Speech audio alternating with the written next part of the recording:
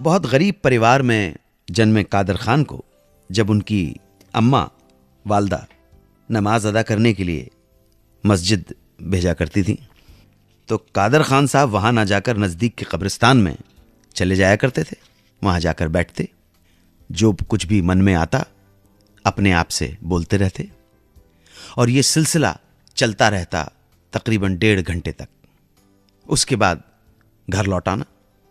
जनाब हुआ क्या, इसी बीच महबूब खान की फिल्म रोटी के एक एक्टर अशरफ खान रोमियो और जूलियट की तर्ज पर एक प्ले कर रहे थे, वामन अजरा, जिसमें एक यंग प्रिंस के लिए जरूरत थी एक 8-9 साल के लड़के की, जो तकरीबन 40 पेज की स्क्रिप्ट को याद कर सके और साथ ही ऑडियंस के सामने परफॉर्मेंस भी दे सके। किसी तरह अशरफ खान साहब को कादर खान के बारे में और उनके कब्रिस्तान जाने की कहानियों के बारे में पता चलने लगा। मन आया कि मिल लिया जाए इस बच्चे से। उन्होंने कादर खान का पीछा करना शुरू कर दिया। क्या देखा कि कादर खान कब्रिस्तान में अकेले बैठ जाते हैं कब्रों के पास और अपने आप से ही कुछ ना कुछ बातें करते रहते हैं। पीछा करने का यह सिलसिला 3-4 दिनों तक लगातार चलता रहा।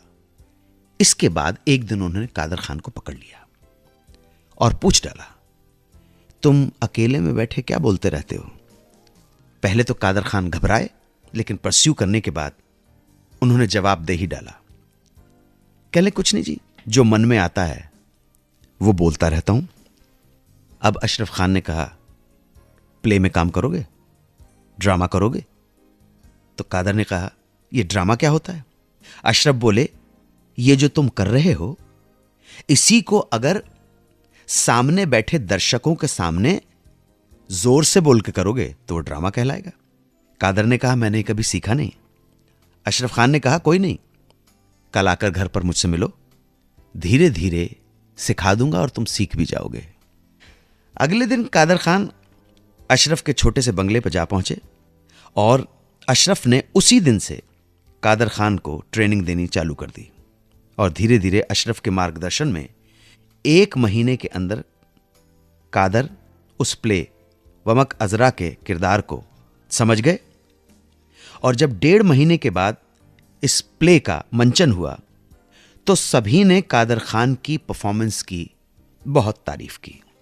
यहां तक कि कुछ सीन में उन्हें ऑडियंस ने स्टैंडिंग ओवेशन भी दिया और यहीं से शुरू हुआ कादर खान के एक्टिंग करियर का सफर।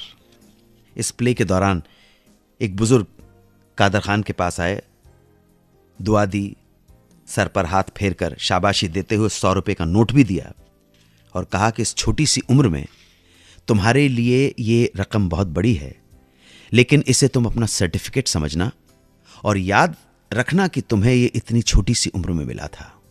ढेर सारी दुआएं देने के बाद वो बुजुर्ग रुखसत हुए। इनाम के तौर पर मिले उस 100 रुपए को कादर खान साहब ने कई सालों तक संभाल के रखा, मगर मजबूरी और गरीबी इंसान से कुछ भी करा सकती है। एक दौर ऐसा भी आया जब खाने को घर में कुछ नहीं था। तब ना चाहने के बावजूद उस नेक दिल बुजुर्ग के दिए 100 रुपए के नोट को इस्तेमाल करना पड़ा। उन 100 रुपयों की बदौलत ही घर का राशन लाना। एक राइटर ने शराब पीने के लिए अपने एक दोस्त से उधार मांगा। दोस्त ने शर्त रख दी, कहा शराब पीने के लिए पैसे दे दूंगा, लेकिन बदले में तुम्हें लिखना पड़ेगा एक नॉवल। अब शराब के लिए लिखे गए इसी नॉवल पर बनी थी सन 1981 में आई एक हिट फिल्म। यह हिट फिल्म कौन सी थी, नॉवल कौन सा था, राइटर कौन थे, किसने उधार दिया, किसने लिया, ये सब लेखा जोखा थोड़ी देर में आप सुनते रहें सुहाना सफर विद अन्नू कपूर, सिर्फ 92.7 बिग एफएम पर। 92.7 बिग एफएम पर सुनते रहिए सुहाना सफर विद अन्नू कपूर।